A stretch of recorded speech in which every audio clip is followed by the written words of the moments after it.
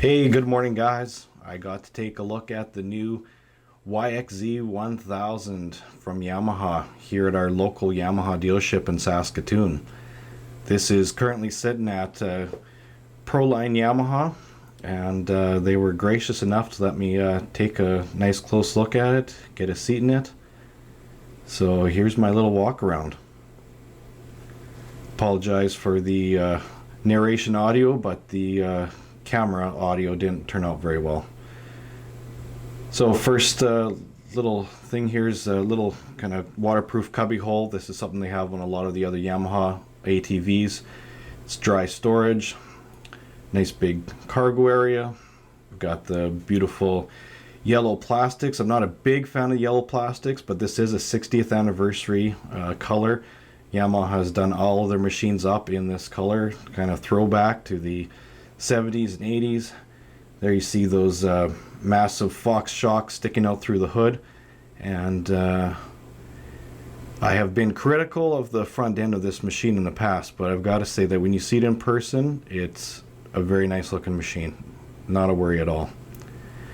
Moving on to the interior, this is kind of what I was a little bit curious about. Seen lots of footage on the outside, but not actually got a chance to kind of see what it's like on the inside, and it is different when you experience yourself.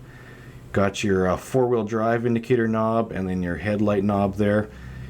Gear shifter, which to my surprise was actually attached to a gear linkage. I was thinking this was some sort of electronic thing, but when I shifted it there, it did actually shift out of gear. Tilt steering up and down. Gauge pack, there's the shift light. Here we've got a decent sized glove box.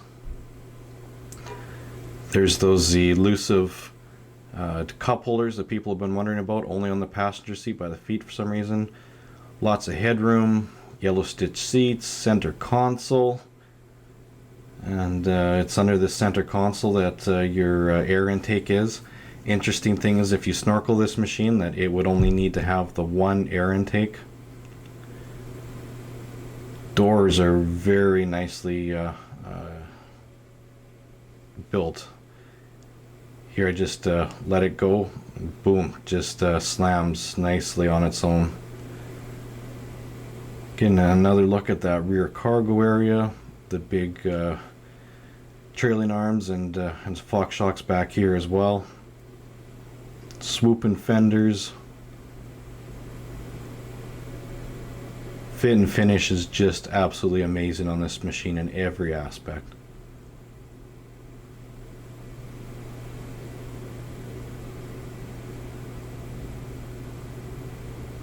It's kind of neat when you see one of these machines sitting beside a Raptor.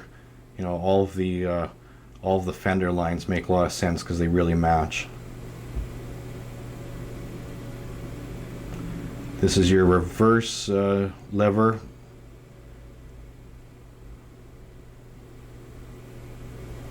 That's that kind of funny roof hump that a lot of people have been asking about, but that's what gives you the extra headroom in there for tall people.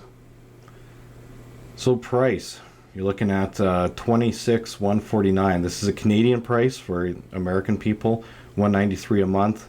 This machine is pre-sold. They only got one in. They won't be getting any more until February.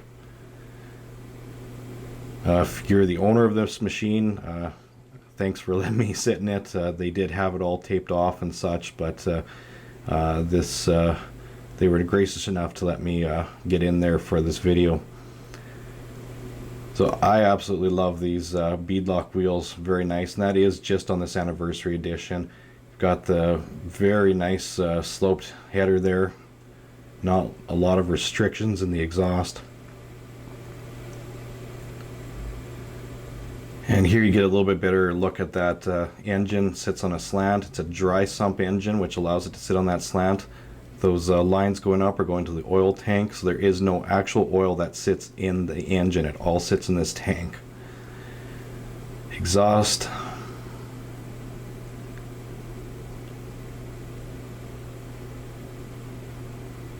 Lots of suspension travel. Another shot of the interior. Very excited to get some seat time in this machine. This is just a walk around, but hopefully when they get some machines in February, we'll be able to do a test drive of it.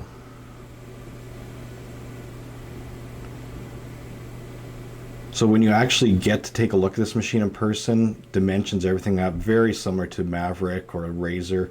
Actually feels a little bit lower, a little bit smaller in size than a Maverick XP. So once again, thank to Proline Motorsports for letting me take a look at this machine. Check it out.